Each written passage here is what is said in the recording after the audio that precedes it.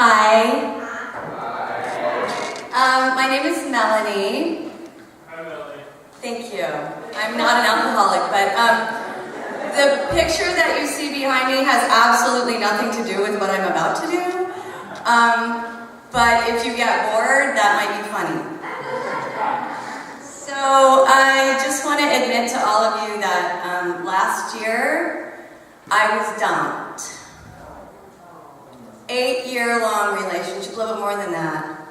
Yeah, it was mostly good. It was very stable, and he supported me financially, and he took me all over the world. We traveled to Greece, and we traveled to Italy, we went to Mexico, we went to Canada, and all over the world. It was awesome, but then he decided that he was going to move, and I didn't want to move, and he didn't want to stay here with me, and so he dumped me. Thank you, I appreciate that, that's helpful. The thing about it was that after that experience, I realized that because I spent 24/7 with him pretty much, I had given up so many of the things that I really loved about my life before that. I gave up acting, I gave up music, I gave up teaching, I gave up things that had really been feeding my soul for a very long time, just to be in that relationship. But stupid as I was, immediately following the breakup, I went into exactly the same relationship with someone else. That's true. He supported me financially, we traveled internationally, and 6 months after we started dating, he dumped me. Again, yes, so I am that girl. I was dumped twice last year. So for those of you that are like, yay for you.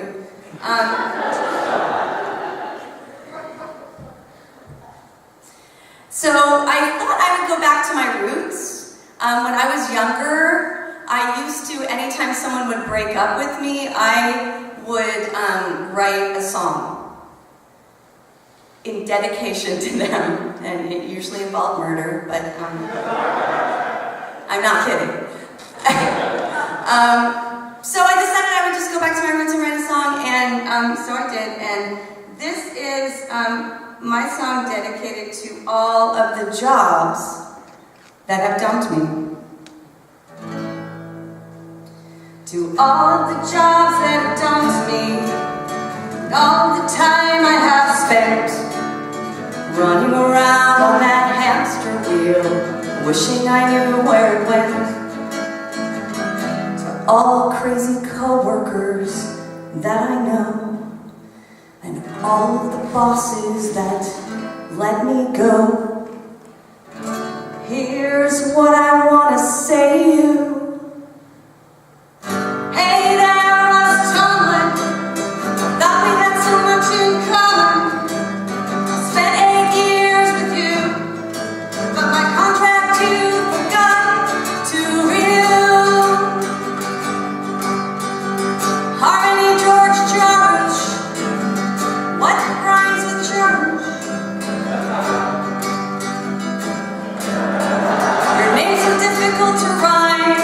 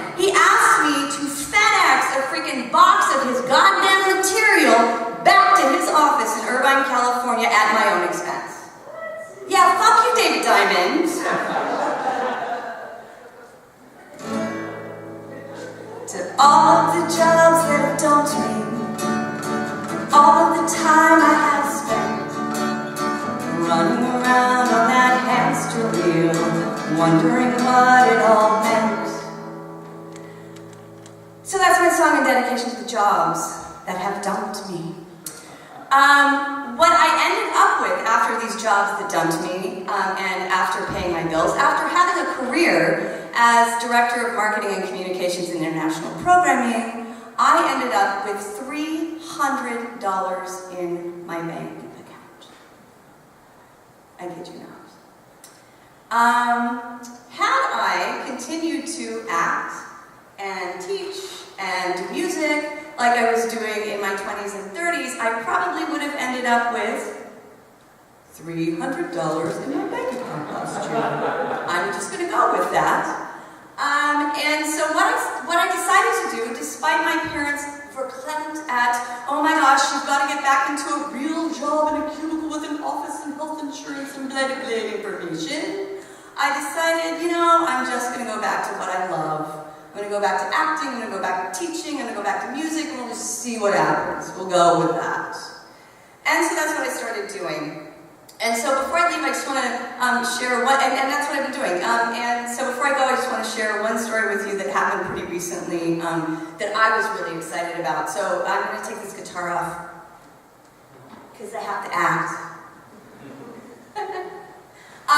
So I teach a class for, one of the things I do is I teach a class of theater for kids, kindergarten, first grade. And so I have these 9 very wonderful students in my class, and every day we first we go to the cafeteria and everybody has their snacks, and then we line up and we all walk to the class where we're going to be doing our little work.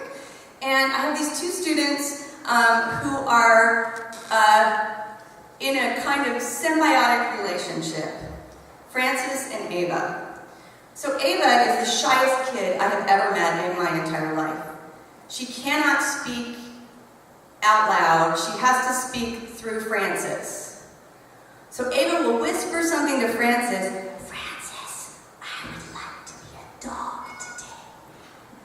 And then Frances will say out loud, excuse me, miss, Ava would like to be a dog today. Thank you, Frances. So this is the relationship that these 2 kids have. Frances is just like that. She's kind of, and every time she talks to me, she taps me, excuse me, miss, excuse me, miss.